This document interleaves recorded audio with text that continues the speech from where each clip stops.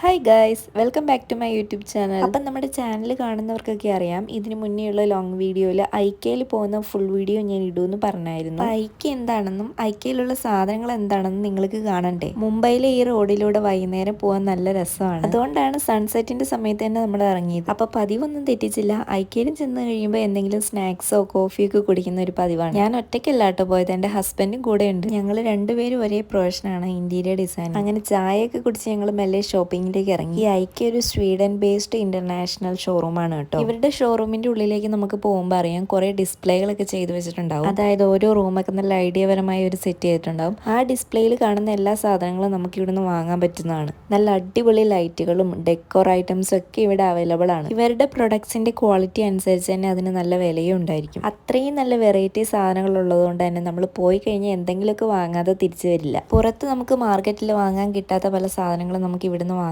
കിട്ടും. ഓരോ സാധനത്തിന്റെ ബേസും ക്വാളിറ്റിയും ഒക്കെ ഡിഫറെന്റ് ആണ്. ഫ്ലവേഴ്സിനോട് എനിക്ക് കുറച്ച് അധികം ഇഷ്ടമുള്ളതുകൊണ്ട് അവിടെ തന്നെ കുറെ നേരം കറങ്ങി അടിച്ചു. ഇതിന് മുൻപ് ബാംഗ്ലൂർ സ്റ്റേ ഉണ്ടായിരുന്നപ്പോൾ അവിടെയും ഞാൻ ഐക്യ പോകാറുണ്ടായിരുന്നു. മൊത്തത്തിൽ പറഞ്ഞാലും നമ്മൾ ഐക്യയുടെ ഒരു നല്ല കസ്റ്റമർ തന്നെയാണ്.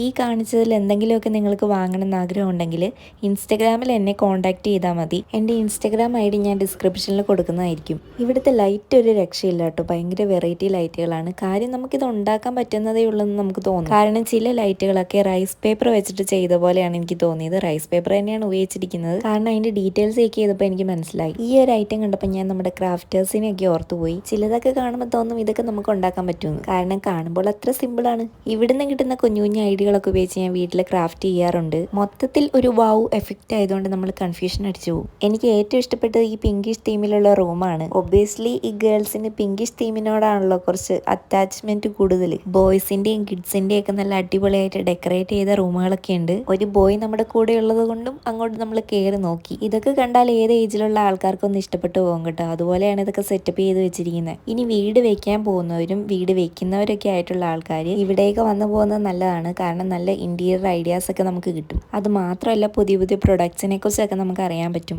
എപ്പോഴും വീടിന്റെ അടുത്തുള്ളവർ ചെയ്യുന്ന പോലെ തന്നെ ചെയ്താൽ ഒരു രസം ഉണ്ടാവില്ലല്ലോ, എന്തെങ്കിലുമൊക്കെ വെറൈറ്റി വേണ്ടേ. സോ അതിനുവേണ്ടി കളർ കോഡ്സുകളും സ്ട്രെച്ചേഴ്സ് ഐഡിയാസ് ഒക്കെ നമുക്ക് ഇവിടുന്ന് കിട്ടും. സോ ഞാൻ നീട്ടിക്കൊണ്ട് പോകുന്നില്ല, നിങ്ങൾക്ക് കണ്ട് ബോറടിച്ചാലോ. അപ്പോൾ വീഡിയോ ഇഷ്ടമെങ്കിൽ ലൈക്കും ഷെയറും കമൻറ്റും ഒക്കെ ചെയ്യുക.